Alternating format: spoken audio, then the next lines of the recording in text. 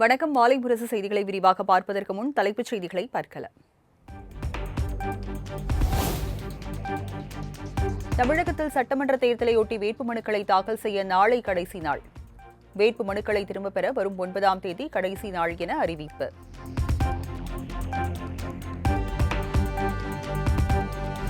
தமிழ்நாட்டில் இதுவரை 3000 பேர் வேட்புமனு தாக்கல் என தகவல். நேற்று ஒரே நாளில் அதிகபட்சமாக 2000 பேர் வேட்புமனு தாக்கல்.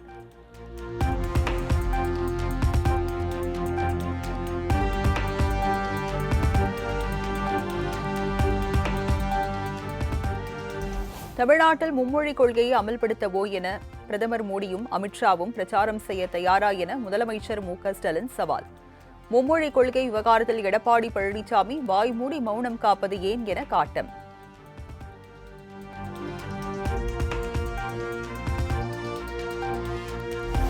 அவதூறு பரப்புவது மக்களிடையே பிளவுகளை ஏற்படுத்துவது என்டிஏ கூட்டணியின் பிரச்சார யுக்தி.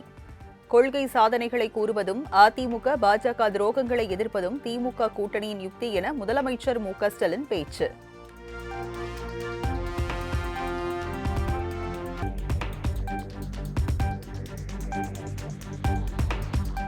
மோடிஜி வேர் இஸ் எல்பிஜி என மக்கள் கேட்பதாக முதலமைச்சர் மு.க.ஸ்டாலின் விமர்சனம்.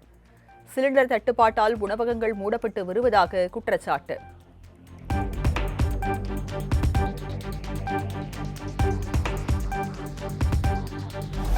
பத்து ஆண்டு காலம் தமிழ்நாட்டை படுகொழியில் தள்ளிய அதிமுகவையும் இந்தியாவை நாசப்படுத்திய பாஜகவையும் வீழ்த்த வேண்டும். முதலமைச்சர் மு.க.ஸ்டாலின் ஆவேசம்.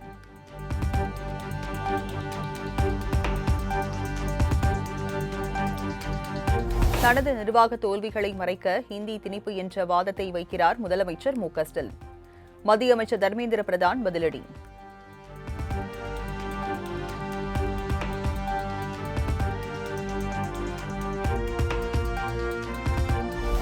மும்மொழிக் கொள்கை குறித்த மத்திய அமைச்சர் தர்மேந்திர பிரதானின் கருத்துக்கள் பொறுப்பற்றவை. ஹிந்தி திணிப்பை ஏற்பதற்கும் கல்வி தரத்திற்கும் என்ன சம்பந்தம் எனவும் முதலமைச்சர் மு.க.ஸ்டாலின் கண்டனம்.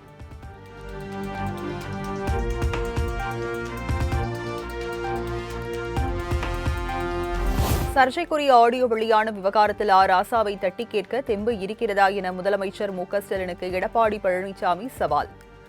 ராசாவை கண்டித்தால் இன்னும் பல ஆடியோ வந்துவிடும் என முதலமைச்சர் மு.க.ஸ்டாலின் பயப்படுவதாகவும் விமர்சனம்.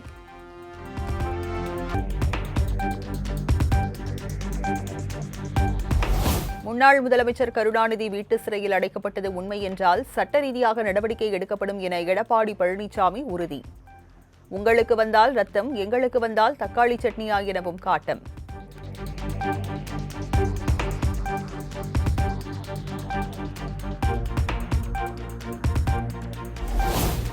தேர்தல் நேர அரசியல் ஆதாயத்திற்காக கருணாநிதி மற்றும் முதலமைச்சர் மு.க.ஸ்டாலின் குறித்து எடப்பாடி பழனிசாமி அவதூறாக பேசுவது அயோக்கியத்தனமானது என ராசா கடும் கண்டனம். தான் பேசியதாக வெளியான ஆடியோ ஏஐ மூலம் பொய்யாக புனைந்து உருவாக்கப்பட்டது எனவும் விளக்கம்.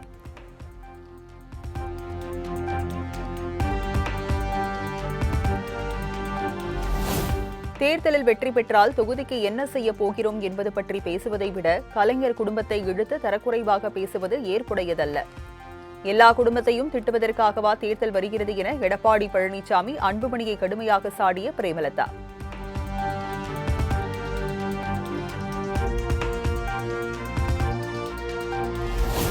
(2026) சட்டமன்ற தேர்தலில் காட்டுமன்னார் கோவில் தொகுதியில் போட்டியிடவில்லை. போட்டியில் இருந்து திடீரென பின்வாங்குவதும் ராஜதந்திரம்தான் என்றும் திருமாவளவன் விளக்கம்.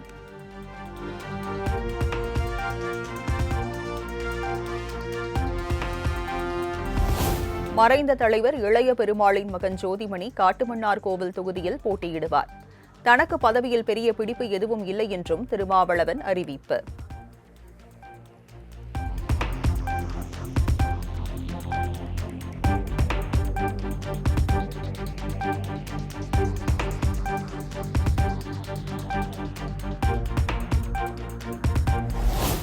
இந்த தேர்தலில் போட்டியிடுவதாக இருந்த விசிக தலைவர் திருமாவளவன் திமுக அழுத்தம் காரணமாக பின்வாங்கிவிட்டார்.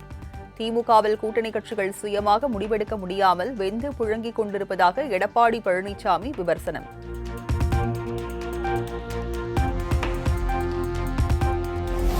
2026 புதியவர்களுக்கு வாய்ப்பு வழங்க வேண்டும் என்பதற்காகவே 3 எம்எல்ஏக்களுக்கு மீண்டும் வாய்ப்பு வழங்கவில்லை. ஆளூர் ஷானவாஸ் உள்ளிட்டோருக்கு சீட் வழங்கப்படாது குறித்து விடுதலை சிறுத்தைகள் கட்சித் தலைவர் திருமாவளவன் விளக்கம்.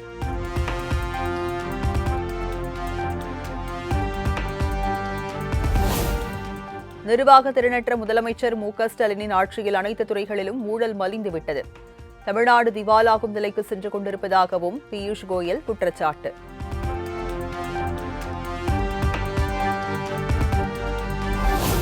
சிறுபான்மை வேஷம் போடும் கூட்டத்தையும் சிறுபான்மையின மக்களுக்கு எதிரான கூட்டத்தையும் நம்ப வேண்டாம்.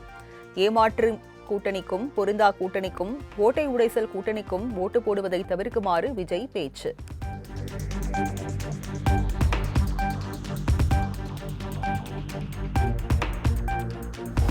காங்கிரஸ், பாஜக என இரு தேசிய கட்சிகள் ஆட்சியில் இருந்தும் மாநில அந்தஸ்து வழங்காது ஏன்? காங்கிரஸ் கூட்டணியும் பாஜக கூட்டணியும் பதில் சொல்ல வேண்டும் எனவும் தவிக தலைவர் விஜய் வலியுறுத்தல்.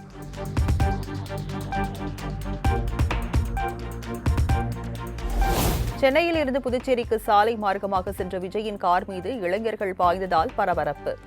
காரின் முன்பக்கத்தில் ஏறி கண்ணாடியை தொட்டு விஜய்க்கு வணக்கம் வைக்கும் இளைஞரின் வீடியோ இணையத்தில் வைரல்.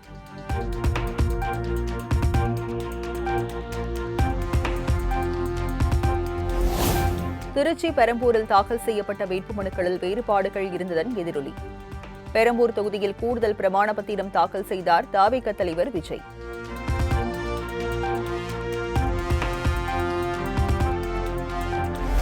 கொட்டும் மழையை பொருட்படுத்தாமல் இடைவிடாது பிரச்சாரம் செய்த சீமான்.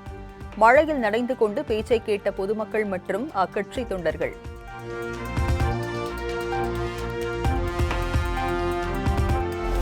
மிகுந்த வலியுடன் தேர்தலை சந்திப்பதாக விஜய் கூறியதற்கு நாம் தமிழர் கட்சி ஒருங்கிணைப்பாளர் சீமான் சரமாரி கேள்வி. இலங்கையில் 1.5 லட்சம் பேர் கொலை செய்யப்படும் போது, 800 மீனவர்கள் கொலை செய்யப்பட்ட போது, 480 விவசாயிகள் தற்கொலை செய்த போது விஜய்க்கு வலியாக தெரியவில்லையா என கேள்வி.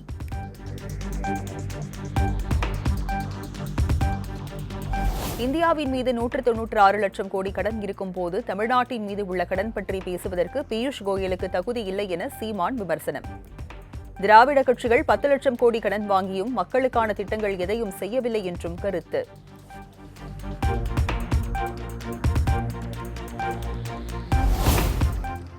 ராமநாதபுரம் மாவட்டம் முதுகளத்தூர் அருகே சுமார் 10 கோடி மதிப்பிலான நகைகள் பறிமுதல். உரிய ஆவணங்கள் இல்லாமல் கொண்டு செல்லப்பட்ட நகைகளை பறிமுதல் செய்தது தேர்தல் பறக்கும் படை.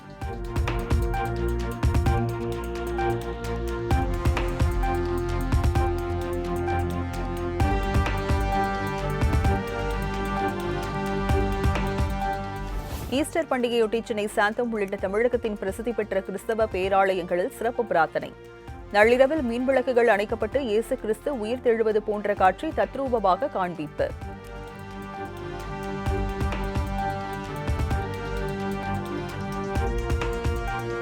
கோவை, நீலகிரி, ஈரோடு, தேனி ஆகிய 4 மாவட்டங்களில் இன்று கனமழைக்கு வாய்ப்பு. விருதுநகர், மதுரை, சிவகங்கை ஆகிய 3 மாவட்டங்களில் நாளை கனமழை பெய்யக்கூடும் என வானிலை ஆய்வு மையம் கணிப்பு.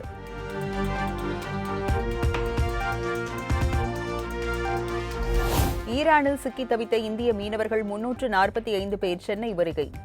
திரும்பிய பக்கமெல்லாம் குண்டுமழை பொழிவதால் ஈரானில் உயிருக்கு உத்தரவாதம் இல்லாத சூழல் நிலவுவதாகவும் அதிர்ச்சி தகவல்.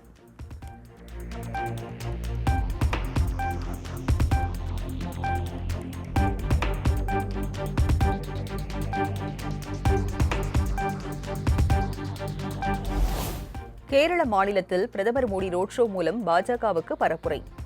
சாலையின் இருபுறமும் நின்றிருந்த பாஜக தொண்டர்கள் பூக்களை தூவி உற்சாக வரவேற்பு.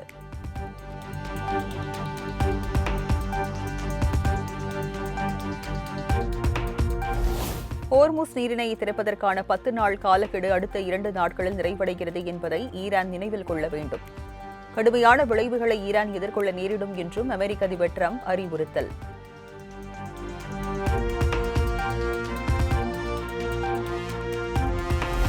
ஈரானில் உள்ள B1 என்ற மிகப்பெரிய பாலத்தின் மீது அமெரிக்க தாக்குதல் நடத்தியதன் எதிரொலி.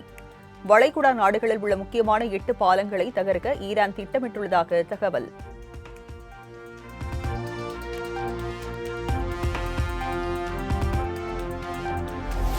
ஐநாவில் ஈரானுக்கு எதிராக பஹ்ரைன் கொண்டு வந்த தீர்மானம் தோல்வி. வளைகுடா நாடுகளில் போர் பதற்றத்தை குறைக்கவும் ஹோர்முஸ் நீரிணையை திறக்கவும் தீர்மானம் கொண்டு வந்தது பஹ்ரைன்.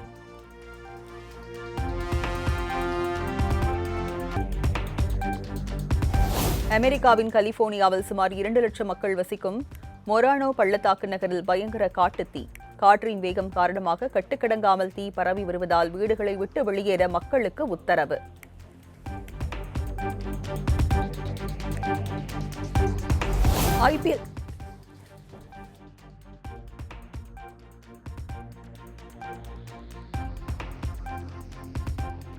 ஐபிஎல் கிரிக்கெட் தொடர் லீக் போட்டியில் குஜராத் அணியை 6 ரன்கள் வித்தியாசத்தில் வீழ்த்தி ராஜஸ்தான் ராயல்ஸ் த்ரில் வெற்றி. மற்றொரு ஆட்டத்தில் டெல்லி அணியிடம் 6 விக்கெட்டுகள் வித்தியாசத்தில் வீழ்ந்தது மும்பை இந்தியன்ஸ்.